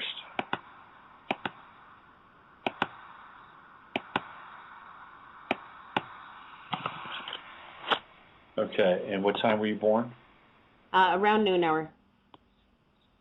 Okay. And where was that? A place called Markdale, Markdale, Ontario, Canada. MARK? Yeah, DALE. There it is. Yeah. Markdale. Yeah. Okay. So there you are. There's your chart. Neptune on the ascendant in Libra. Saturn in the first house in Scorpio. You're going through your Saturn return. Second. And you got a boatload of planets in the 9th and the 10th house. Venus and Mercury on the ascendant. The midheaven. Very, very interesting chart. It's a very focused, very concentrated chart. Now, you said you got blown out in court yesterday? Yeah. Yeah. It was, the judge just said that, you know, he was annoyed and he said this was in the wrong court. I didn't instigate it in the first place. It was my ex that did. Mm-hmm. And he didn't show up for court because he apparently had a funeral to go to. And anyway, the judge just said this is in the wrong court and he wants it to go into family court. Okay. And it just means, I mean, we had a business and we lost a ton of money. And so he's going after me for what little I have left. So. Oh, boy. Sorry to hear that. And anyway, I mean, he's 12 years older than me, and that's why I left the relationship, because I said if I'm going to have to look after somebody, I'll look after myself. And he can look after himself. He's 70, so. Well, he's probably scared, right? I mean, you know, he's counting the days on his clock, and he's probably scared. And when people get scared, they get into fight or flight mode. They either go crawl up in a cave somewhere, or they come out fighting. You know, so he's probably in the latter group. Now, Saturn is in the sign of Scorpio. And currently it's at 7 degrees, so we're talking an exact square to your sun, which is not great, okay? It can be very difficult when you get into a Saturn-Sun square, especially when it's conflicted, when it is conflicted, and also in fixed signs. So if you look at the sun, you have sun in the 10th house. You should really theoretically be, I don't know what happened with your ex in this business, but you should be quite successful in this lifetime. You've got Mercury, Sun, Jupiter, Mars, Pluto, and they're all in the 10th house. So yeah. Yeah. Every time, every business I've been in, I have been, but I went into this with him, and he and we lost I'm over $500,000. So. When is his birthday? July 9th of 43. So he's a Cancer, and July 9th would put it right in your 9th house. June, July 9th, so about 16 degrees right around there. So theoretically, even though they are kind of wide, you have a Sun-Moon opposition. So July 9th would put his Sun at around, I think, like 13 or 14 degrees Cancer. And you have Moon in Capricorn. And these are two very, very different energies, Moon in Capricorn and Sun in Cancer. One of the things that I'm just reading the chart here, and I'm kind of riffing, but one of the issues that he has with you is I think he feels like either A, you never loved him, or B, he didn't get something out of the relationship that was in an emotional transaction, whether it was care, sucking up to him, feeding him, telling him he's a great guy. Whatever that thing was, he doesn't feel like he got it. And as a result, I believe that your business was emotionally sabotaged. Yeah. Yeah, it was. It was funny when, I was always the worker, and he said, everybody likes you and all this crap, and, so I could stay at work, and so I did. I did that for 5 years. And, he just was very selfish, and I used to cater to him, and then when that happened, I left. I just said, when the business is done, we're done. And so this is going to resolve itself, okay? And okay. I'll tell you when it's going to resolve itself. It's going to resolve itself when Saturn crosses Saturn in your chart. Let's look at that quickly. Okay, thank you.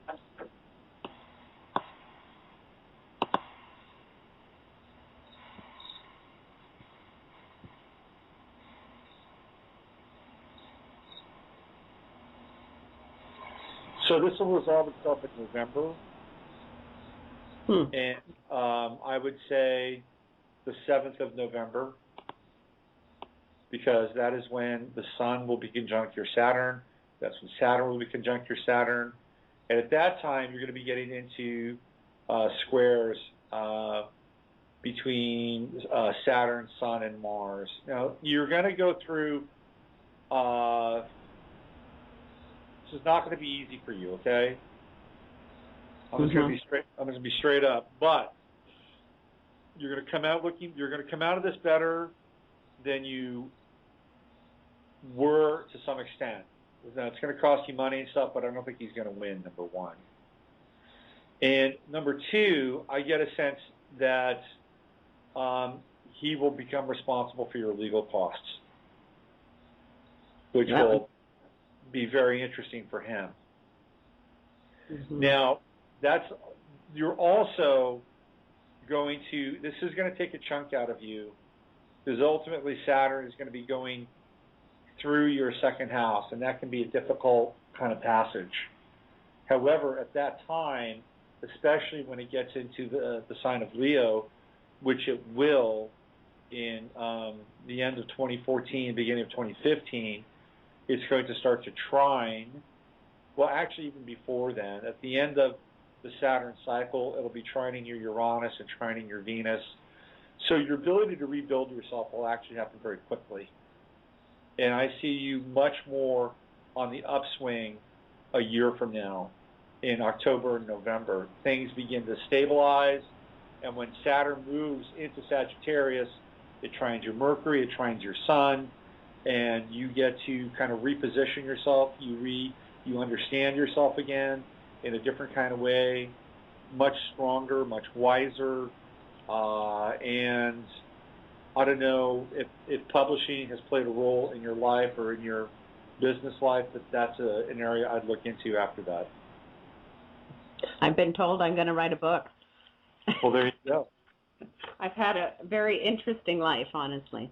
I can, looking at your chart, I can see why. You're a very independent person, extremely independent, but you care a lot, and you've got all this Leo in your chart. I mean, you actually can channel a lot of love, and you really care about people. And when you are really balanced and centered, you would be an amazing person to work for.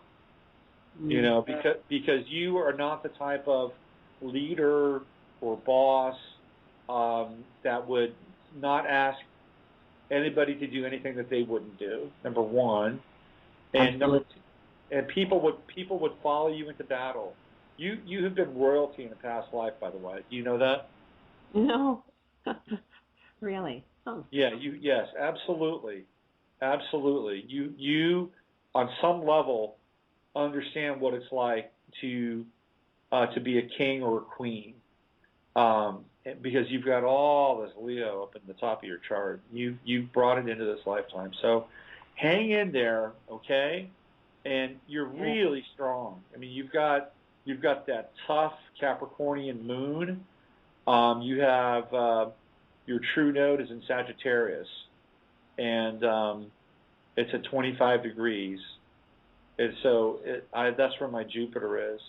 And the true that degree, the saving symbol for that degree is a flag bearer leading his men in battle or something like that. And it's really this symbol of having a flag, like in the old days when people would fight these wars, they'd have a guy out in front of everybody with just the flag and nothing else.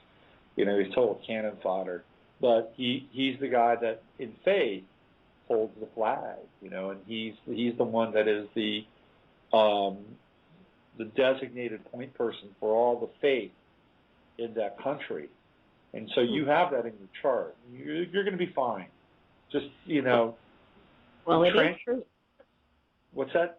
It really is true. I mean, I've always said that. I would never have anybody do anything that I wouldn't do. And I mean, I did absolutely everything in that restaurant. I mean, I hated it, but I did everything. And I really pride myself on, that's the kind of person I am. I wouldn't ask anybody to do anything I wouldn't do. Yeah, that's clear. Can you see a business for me? Like, I am a healer, which, so do you see a business then? Because I'm told that, but...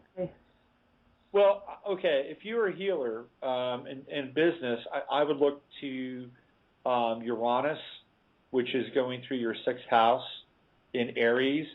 And if you wanted to be involved in healing, I would get into, some form of super alternative, kind of radical technological healing, Rife machines, anything, water machines, anything that combines healing and technology would be really, really good for you, especially because Uranus is trining your Jupiter, Uranus is trining your Mars.